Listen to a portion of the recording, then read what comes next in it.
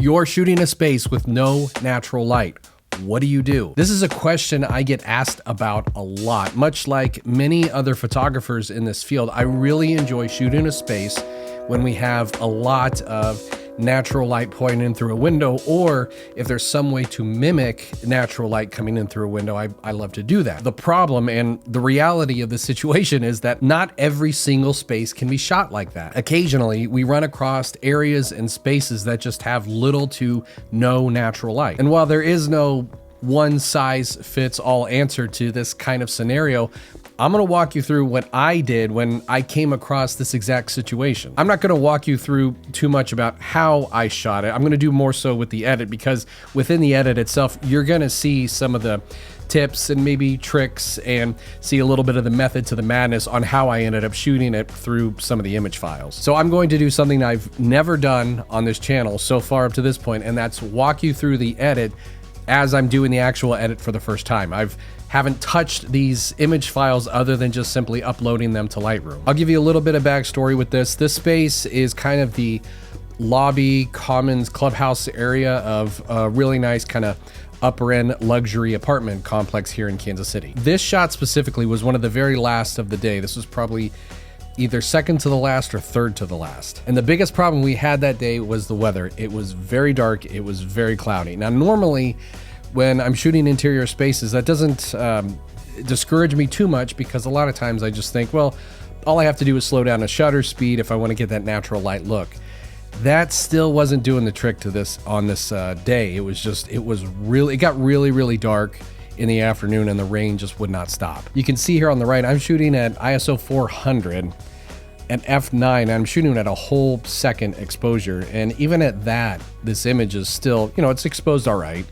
It's still not considered a bright image at all. And in reality, the lighting looked more like this. Now, the other factor I had to consider was that this shoot was for an interior designer, and the interior designer really wanted to showcase the lighting fixtures as well. Not all the can lights in the ceilings, but obviously like this one in the shot, the designer wanted those on, and it needed to match the aesthetic of the other images that we had taken in kind of the same common space. So needed to match the look, and we had shot the other ones, again, leaning into the what I'll call artificial light. I'll refer to natural light as like window light, and I'll use the term artificial light referring to like can lights, light fixtures, things like that. If I was to sum up my biggest piece of advice, if you're running into a situation where there's no natural light, lean into the artificial light. Don't try to force a natural light look for a space when there's not much of a basis for there to be one. Meaning, don't make it look like there's some super bright floor to ceiling window when most people know there's not going to be one there in reality. A good example of this was my last YouTube video, and that was one of the reasons I decided for myself and the other two photographers to shoot the powder bath, was because most powder baths are deep inside of a house and there's little to no chance of there ever being a window. Anyway, that gives you a little bit of an idea of why I shot this space the way I did with the light on, and clearly we're not getting blasted with a lot of natural light anyway coming in through the window. It's barely creeping into maybe that first third. Starting from the window, we're getting a little bit of a blue color cast, but as you can tell, like on the cabinets in that TV area, there's not much natural light even hitting it. So again, my advice would be, if you're not getting a ton of window light, lean into the artificial light. Here's a great example of what I was talking about. So in this case, I had a big 8x8 scrim or silk off to the left side of the frame and trying to mimic soft window light. But the problem is we kind of hit that uncanny valley look. Looking at this, that this is not natural light. Probably the biggest giveaway is that the outside looks dark. It almost looks twilight, which was odd because it was like 3 p.m. So what I decided to do was something that ironically is something I have advised against in other videos, and I shot a flash into the ceiling.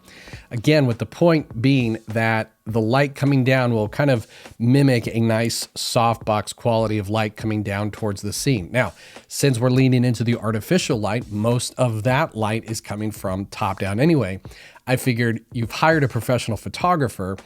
Instead of just relying 100% on the artificial light, I still want to control it a little bit. So I'm going to bring the ambient down and bring it back up with nicer quality of light and add that to the scene. So although I'm standing on the left side of this frame, what I'm doing is hoping that most of that light is going to light the right side of the frame, and then I'll do the complete opposite for the other side. Here's what I'm gonna do. I'm gonna use this as my base layer. Now, one of the first things I do is I try to set the white balance. So, and I know this fireplace was supposed to be pure white. There really wasn't any cast to it. Poke around different areas of this fireplace. Let's see, we're getting about 2900 with a tint of 10. And I mentioned this in another video. If you want to kind of give an overall bright look, there's this weird section here in Lightroom under the color grading side that if you just bump up the midtones, and I generally put them at about 30, gives it a slightly brighter look without going too crazy. And the other thing I want to do that's just going to drive me nuts if I don't fix it right away is correct the verticals. So I'm going to use the cabinetry as a reference point because most cabinet installers are pretty meticulous about getting things level, as well as window installers. So I'm going to use the window frame as a reference for my vertical guides, straighten those out, and there we go. Now, assuming that I'm going to use this frame, and I'm going to use about, just to keep it easy, let's split this down the middle. I'm going to use the right side of this frame. It's still a little dark in my opinion. So I'm going to bump up the overall exposure. Let's say, let's do 0.25. I'm going to tone down the highlights just a little bit, but I want to bring up the shadows a tad there. I'm going to add in a bit more contrast, and then mainly just referencing the right side of the frame. I'm going to see, I don't need to bump up the whites here much because I'm already blowing out the light fixture, which is, it's actually fine. I double checked this with the designer, showed her via the Cam Ranger, and she was perfectly fine with there being a little bit of a glow around the edges of the light fixture. But I also want to check the blacks, make sure that I generally like to flirt with a little bit appearing there in the black, but I don't want to go too deep. Otherwise it's just gonna, yeah, that looks too nasty. So just for round numbers, let's go to -10. Okay, I have my vertical straight. I've got my exposure roughly kind of where I want it to be. I'm just gonna mark this one and make sure I know that's my base. I'm gonna hit Command C and copy the settings from that one. Can't remember exactly what I was thinking. This might have been too hot there on the couch, so I might have moved slightly more to the right to give it a little bit more even look. But you know what? I'm actually going to apply the settings to both of these. So I'm going to copy the settings on this, paste them on this one and this one as well. Now with this one here in the middle, I think it's the brightness is overall just a tad too bright, so I'm going to bring it down a bit. And again, reference that these are the ones I'm going to use and throw them into Photoshop. I'm going to mark those as purple. And then the last thing I'm going to do is on this one, I just shot flash in the ceiling on this side to add a little bit of fill light. And I'm assuming the color temperature is the same.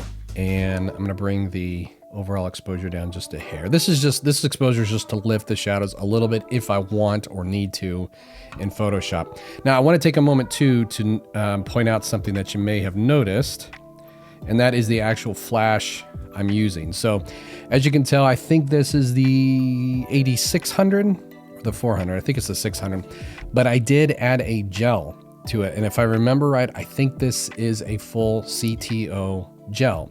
So I'm trying my best to match the color tone, of the interior lighting. So since we did have the one light fixture on, I didn't want a whole kind of ugly orange color cast hitting everything in the scene. So in order to fix it, I actually matched my light to match the orange color cast of the fixture and then adjust accordingly. So now that'll help us get kind of the most accurate colors and kind of that purest look, as opposed to struggling with rogue color casts in the scene. There's still gonna be some, don't get me wrong, we're gonna have to correct some of those in Photoshop, but this helps mitigate it a little bit. So I'll mark that one as purple, and then to sort of attack the problem with the shadows here. It wouldn't look completely natural if we got rid of shadows completely. So my fix was to shoot a flash into the ceiling. If you'll notice here, we're shooting at 1/100th of a second, still at ISO 400. So we're getting rid of pretty much 100% of the ambient light. So the only thing that's lighting this up is the flashlight. Now I'm gonna copy and paste the settings here. And I think for the most part, the color temperature is pretty good if we're still at 2910, but just for kicks, I want to see, I can already tell there's a bit of an orange hue here, and it starts to look a little cold and blue towards the right side. And I generally think it's better to remove, it looks more natural to remove blue than it does the yellow. So I'm going to lean into, or use the yellow side as a reference. Yeah, see, we're still getting 2911, so I guess that's good as is. And see, now the shadows here are a lot, they're a lot softer, and it's not as kind of chaotic and distracting as the other shot. So what we're going to do is we're going to blend a little bit of this frame into the other ones. So yeah, I think we're good there. So I'm going to take all these layers and we're going to throw them together in Photoshop. You may not be able to see the menu up top, but thing I always do is I try to use the layers in the order that I shot them. So I'm going to go up here and go to, here we are, layer. Let's see, arrange and reverse these. And right now I'm just going to use the bottom one here as kind of my base. And then all I'm going to do to add this frame is cover it up with a mask. And then with a really soft brush, I'm just going to hit it at 100% opacity. It's very soft here, as you can tell there in the toolbar, and just paint me out. And just to see how far it goes, see how far I can paint. Yeah, see, I just start showing up there. And again, I want to keep this blend soft, so I'm going to reverse my brush now, and to see kind of the effects, if I go back and forth, actually, I don't think I'm going to undo anything. Next up was this frame. I don't know what I'm going to do with this frame. I do like how it's filling in some of the shadows here. It's not doing anything crazy, but I took it, so I'm going to use it. Use 100% opacity, brush it in there a little bit. It's not going to do anything drastic. I am going to get rid of the frame as it lights up the outside. That I want to keep fairly level. Yeah, there we go. Nothing crazy. All right, next up is the light here to fill in the shadows, but the more I'm looking at this, yeah, let me blend this in. I want to see what it does. I'm going to change this to lighten, change it back to a white brush, really soft, but keep it at about 20%. Yeah, I'll leave it. I'll keep that in there. The reason being is I think it's going to keep the color tone a little bit more consistent. As you could tell, there clearly was still some light on the other side hitting the back of these chairs, but it's a little bit more yellow compared to what it is here on the front. So again, nothing drastic, but I think it helps keep the colors clean. All right, and then the last bit is the light fixture here. So I'm going to change this to normal because I don't want to lighten it or anything, because I want to do my best to get rid of all these weird, funky shadows. I'm still going to kind of blend it as gently as I can. I'm going to keep my brush at 20% just to slowly see the change. Now, the other thing that I want to do eventually that I'm going to have to deal with when I remove color cast is clearly there's a lot of blue still left in here. And so I'm going to suck the blue out of this frame. But here's the problem. Yeah, there's blue in this fixture. So what I need to make sure of is when I do remove the blue and even the little bit of teal here, is to not remove it from this art piece. But look at that. That looks so much better. Let's blend this in just a little bit more.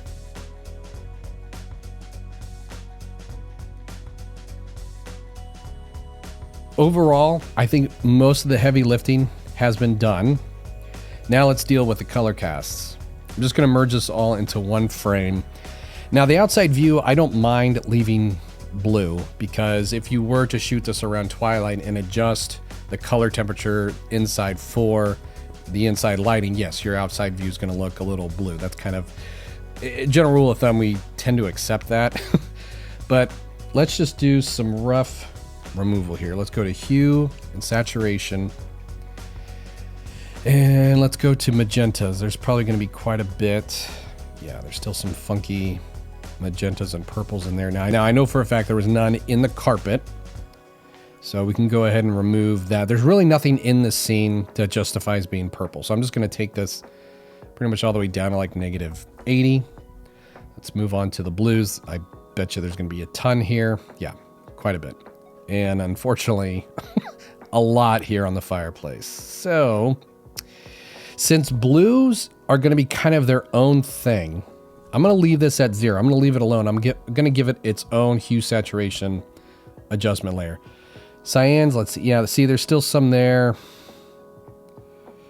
But we got some in that fixture too. I'm going to leave that alone. I'm going to give blues and cyans their own layer. Greens, hopefully there's not a lot. Yeah, there's some, the plant, these books, and then some here on the lower right side. So I'm going to take that all the way down to about -70, -80. And the only color that we removed that I want to add back in is the green in the plant. So I'm just going to paint that back in. Now let's add a separate hue saturation adjustment layer, and let's mess with the blues and cyans. Now I'm going to go ahead and take the blues all the way down to -80, and same thing with the cyans, -80. Now I know for sure the place I want to add it back in is definitely the window view. So let's bring that back up. I'm going to try to do this strategically with a soft brush. As you can tell, there's some weird funky colors going on at the couch. We'll deal with that here in a bit.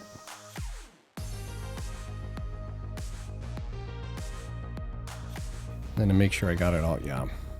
I hit, was that Option or Alt and click on the mask to see the actual mask itself and make sure you got everything. Okay, now I'm going to take the opacity of the brush down to 20, and I'm going to just subtly blend that in back to that lamp shade. Okay, so we're good there. Yeah, I don't want any in the brick. I don't want any blues there in the couch, or sorry, the books. But unfortunately, we got to deal with this light fixture, or this art piece, sorry. Now this is going to be tedious. There's probably some better way to do this, but this is how I'm going to do it. I'm going to move the hardness about halfway, change the opacity to 100%, and just slowly start hitting every little one of these pieces to make sure I am not missing the color in the art piece.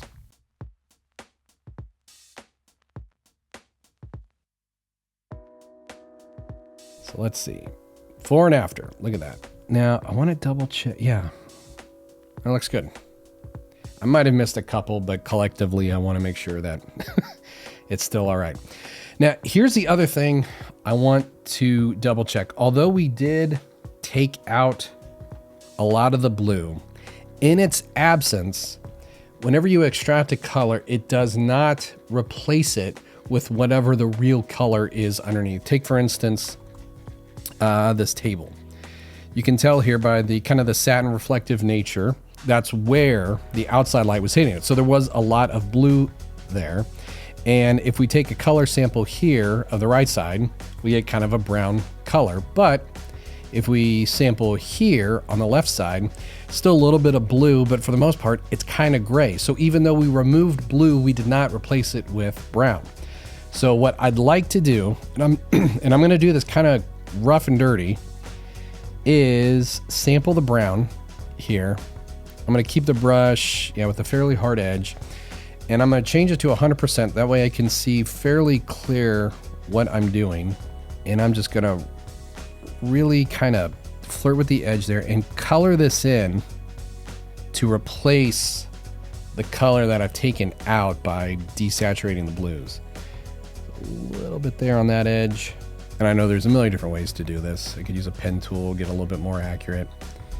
But because the color of this isn't in a completely different family than the couch that's behind it, I'm not that concerned. Now, what I'm gonna do is, so it's not so much of a crazy hard edge, I'm gonna make it back to a super soft brush, change the brush to about 20, and really try to do the best I can to sort of give this a blend And I know you're looking at this, so the first time you've ever done this, you're gonna look at this and go, oh my goodness, this looks like absolute garbage.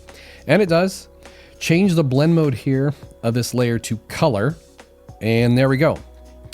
We have fixed most of those problems. You can still see there's a little bit of blue or gray here on the edge. Just to keep things simple, I'm gonna leave it there. Now, that being said, it looks a little fake. Although the right side of the table was brown, it's almost looking a little chocolate here.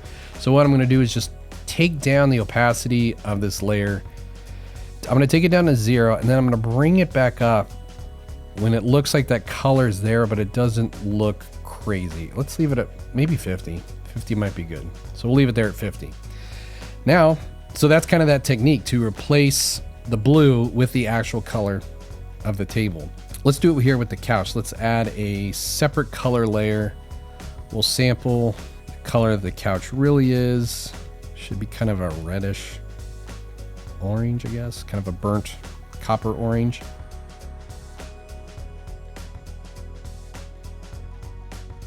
The other thing I want to do is, see, we're dealing with a little bit of this issue here at the top of the couch. I'm not concerned with this lamp changing the color because it's like a very, very dark, oh, it's black in real life. So when things are black like that in Photoshop, by changing the color, so to speak, it's actually not going to show up that much. And if it does, it's very, very easy to remove.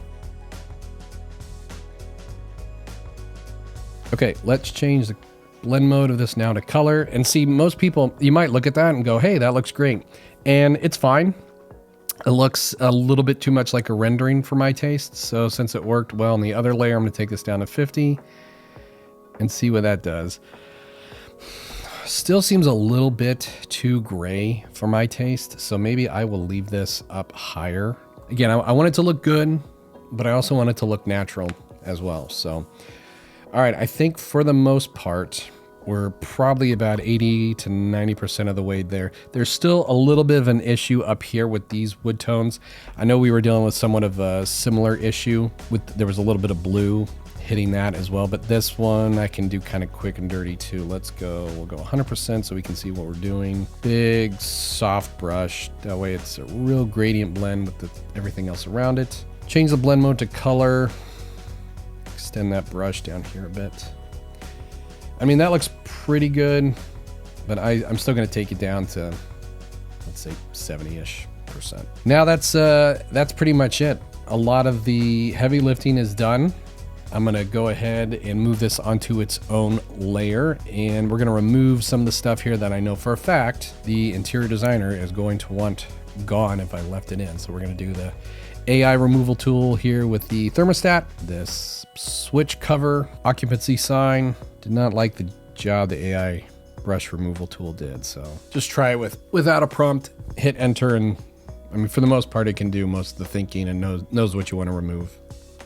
The other thing I like too, it does give you the choice of 3 variations. Oh, God, that looks awful.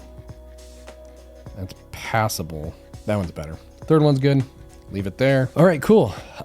There's one other thing color-wise that I'm going to do is I'm going to desaturate the yellows a little bit. We're still dealing with a little bit too much in my opinion, and the reason being is I'm going to do a curves adjustment layer. I just want to add, it's going to sound cliche to say, I want to add a little bit more pop. So I'm going to add a point here to make sure the highlights are tamed, and I'm going to bump up the midtones again to add a little bit of overall brightness, but I want this a little bit more contrasty. Bring that down. And then just slightly lift the shadows a bit. I'm gonna take this to 5. And it's not gonna make a world of difference, but just adds a little bit more depth.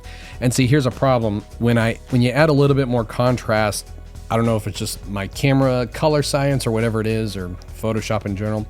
Whenever you add more contrast, it tends to oversaturate the yellows and the reds. Definitely the yellows for sure. So I'm gonna go back in, use another hue saturation adjustment layer, and take the yellows down about -12. Yeah, I like that. I think I'm gonna leave it there. Some photographers might look at this and go, hey, maybe you'll darken or black out the TV a little bit more. I'm gonna leave it because to me, it's not distracting, and there's still a subtle amount of reflection, so it still looks real, because obviously it is. Cool, that is it. So hopefully that helps. That gives you some tips and tricks when you're running into a situation where there's no natural light, especially when it's a space that probably would have looked great had there been a ton of natural light. But since there isn't, we as photographers sometimes become problem solvers, and we gotta make a judgment call and shoot accordingly. So that is it. I hope you got something out of this. If you did, make sure to leave me a thumbs up. All the classic YouTuber stuff, feel free to like, subscribe, share, comment, all that stuff. Feel free to follow me on Instagram at Matthew A. Photo. If you made it all the way here to the end, I really do appreciate you going all the way through this. And yeah, at the very least, we will see you on the next one.